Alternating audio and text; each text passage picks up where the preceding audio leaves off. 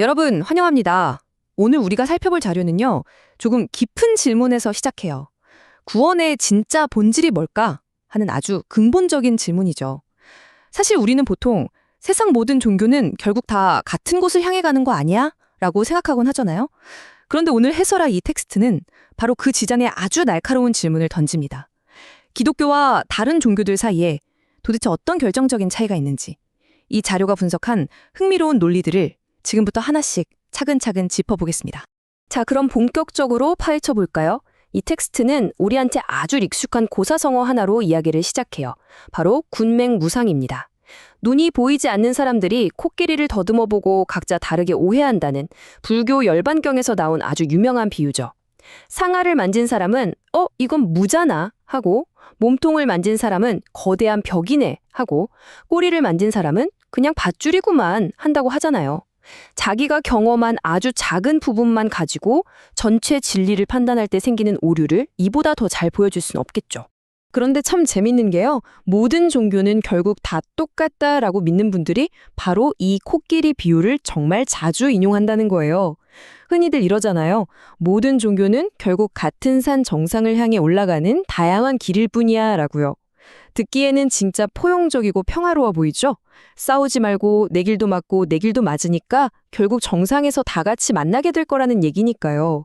불교나 이슬람교, 기독교 모두 각자의 방식으로 코끼리의 한 부분을 만지고 있을 뿐이고 결국엔 다 같은 진리라는 거죠.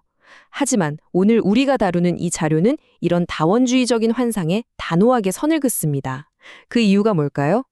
여기서 오해하시면 안 되는 게 하나 있어요. 이 자료가 타 종교를 무시하거나 깎아내려려는 게 절대 아니라는 겁니다. 표를 한번 보실까요?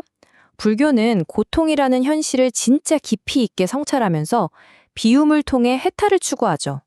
이슬람교는 철저한 경건으로 신을 향한 순종을 보여주고요. 유교는 또 어떻습니까? 윤리와 인격 수양으로 공동체의 조화를 이뤄내잖아요. 이 자료의 저자도 이런 거대한 전통들 안에 담긴 숭고한 도덕적 가치들을 아주 분명하게 인정합니다. 기독교 역시 이런 선한 노력들을 절대 가볍게 여기지 않는다고 짚어주고 있어요. 그렇다면 자연스럽게 이런 결정적인 의문이 생기잖아요. 아니, 다른 종교들에도 이렇게 훌륭한 가르침이랑 고귀한 목표가 다 있는데 왜 유독 기독교만 자기들이 근본적으로 다르다고 주장하는 걸까? 도덕적으로 착하게 사는 게 종교의 전부라면 굳이 유일성 같은 걸 고집할 필요가 전혀 없을 텐데 말이죠. 바로 이 질문이 우리가 뻔한 도덕적 공통점을 넘어서 각 종교의 철학적 뿌리가 도대체 어디서부터 어떻게 갈라지는지 깊이 들여다보게 만드는 중요한 포인트가 됩니다. 자, 여기서 정말 흥미로운 점은 아예 질문의 방향 자체가 완전히 뒤집힌다는 겁니다. 왼쪽을 먼저 보실까요? 대부분의 종교는 이렇게 묻죠. 내가 구원받으려면 뭘 해야 하지? 그러니까 인간이 어떻게든 노력해서 신에게 닿으려는, 밑에서 위로 올라가는 상향식 여정인 거예요. 반면에 오른쪽, 기독교의 핵심 질문은 이렇습니다. 나를 구원할 수 있는 존재는 누구인가? 초점이 완전히 다르죠? 인간이 애써 위로 올라가는 게 아니라 신이 인간을 향해 아래로 내려오는 하향식 개입에 모든 포커스가 맞춰져 있는 겁니다. 이걸 비교해보면 차이가 확연히 드러납니다. 선행 중심의 신앙은 결국 인간의 노력, 수양, 행위가 바탕이 돼요. 출발점 자체가 인간의 자격이고 목적지는 깨달음이나 구원이 되죠. 하지만 은혜 중심의 신앙은 어떨까요? 전적으로 신의 개입, 즉 이 텍스트에 따르면 하나님의 은혜와 예수님의 십자가 사건에 100% 의존합니다. 출발선부터 도착점까지 완전히 딴판인 거예요. 인간의 공로나 차창 행위로 구원을 얻는 구조가 아니기 때문에 기독교는 애초에 돌아가는 궤도 자체가 다른 종교들과 아예 다르다는 게 바로 저자의 주장입니다. 이런 배타적인 주장의 논리를 뒷받침하기 위해 자료에서는 사도행전 4장 12절을 가져옵니다. 천하 사람 중에 구원을 받을 만한 다른 이름을 우리에게 주신 일이 없다. 사도 베드로가 한 이 말은 초기 기독교 교회가 세워진 아주 단단하고 절대적인 뼈대를 보여주거든요. 그러니까 예수님이 단순히 좋은 진리를 가르쳐준 훌륭한 선생님 중 한 면이 아니라 그분 자체가 진리이고 유일한 구원의 통로라는 확고한 선언인 거죠. 오늘날의 신자들도 바로 이 배타적이어 보일 수 있는 진리를 굳건하게 믿고 있다고 자료는 설명하고 있습니다. 자, 이제 이 자료에서 가장 날카로운 통찰이 나오는 부분입니다. 흔히들 기독교가 유일성을 주장하면 너무 독선적이야 라고 비판하잖아요. 그런데 저자는 오히려 정반대의 도전을 던집니다. 모든 종교는 결국 다 똑같다 라고 말하는 종교다원주의, 그 깊은 곳에 사실은 엄청난 교만이 숨어 있다는 거예요. 겉으로 볼 땐 되게 포용적이고 부드러워 보이지만 논리적으로 끝까지 파고 들어가 보면 이것도 결국엔 아주 무서운 형태의 절대주의라는 거죠. 대체 왜 그런 걸까요? 그래서 여기서 가장 핵심적인 부분은 이 세 가지 논리적 결론입니다. 한번 생각해 보세요. 모든 종교는 산 정상으로 가는 각기 다른 길일 뿐이다 라고 단정지어 말하려면 본인은 모든 종교를 한눈에 내려다볼 수 있는 추월적인 위치에 있어야만 합니다. 다시 말해 다른 사람들은 다 산 중턱에서 헤매고 있는데 오직 나 혼자만 산 꼭대기에서 모든 걸 다 꿰뚫어보고 있다는 전제가 깔려 있는 거죠. 나도 모르는 사이에 타인의 모든 신앙을 아래로 내려다보면서 내 시각만이 무조건 옳다고 주장하는 아주 다원주의적인 독선에 빠지게 된다는 겁니다. 이거 정말 뒤통수를 치는 흥미로운 관점의 전환 아닌가요? 아까 처음에 얘기했던 코끼리 비유로 다시 돌아가 볼까요?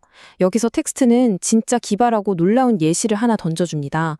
눈을 딱 감고 코끼리 다리랑 하마 다리를 한번 만져본다고 상상해 보세요.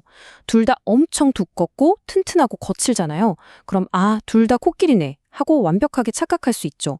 하지만 그렇다고 해서 진짜로 코끼리랑 하마가 같은 동물이 되나요? 말도 안 되죠. 마찬가지로 여러 종교가 도덕이나 윤리, 경건함 같은 표면적인 특징들을 공유한다고 해서 그 본질적인 출발점이나 신학적 진리까지 똑같을 거라고 결론 내리는 건 심각한 논리적 오류라는 걸 아주 유쾌하고 예리하게 꼬집어내고 있습니다. 그리고 이것은 다음의 내용을 아주 멋지게 보여주는데요. 바로 기독교가 가진 아주 독특한 역설입니다. 놀랍게도 배타적인 진리와 급진적일 만큼 포용적인 초대가 동시에 존재한다는 거예요.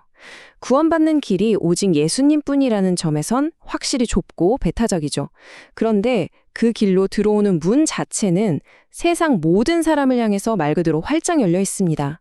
그 사람이 어느 나라 사람인지, 과거에 얼마나 큰 실수를 했는지, 얼마나 실패했는지는 전혀 묻지 않아요. 인간적인 자격을 아예 따지지 않기 때문에 가장 배타적인 진리가 역설적으로 가장 포괄적이고 넓은 포용성을 가지게 된다는 겁니다. 이 본문의 마지막 질의응답 부분을 보면 이 은혜라는 개념이 훨씬 더 선명해집니다. 기독교에서 말하는 구원은 인간이 착하게 살아서 받는 보상이 절대 아닙니다. 그냥 하나님이 일방적으로 주시는 공짜 선물이에요.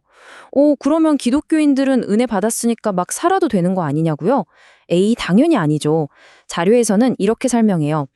기독교는 착하게 살아서 천국 가는 법을 배우는 게 아니라 내가 은혜로 이렇게 큰 사랑을 받았구나 하는 그 깨달음이 사람의 마음을 송두리째 바꿔놔서 자발적으로 선하게 살도록 만든다는 거예요. 즉, 선행은 구원을 받기 위한 조건이 아니라 구원받은 결과로 자연스럽게 흘러나오는 거란 뜻이죠. 자, 오늘의 해설을 마무리하면서 요한복음 14장 6절의 이 유명한 구절을 다시 한번 곱씹어보게 되네요.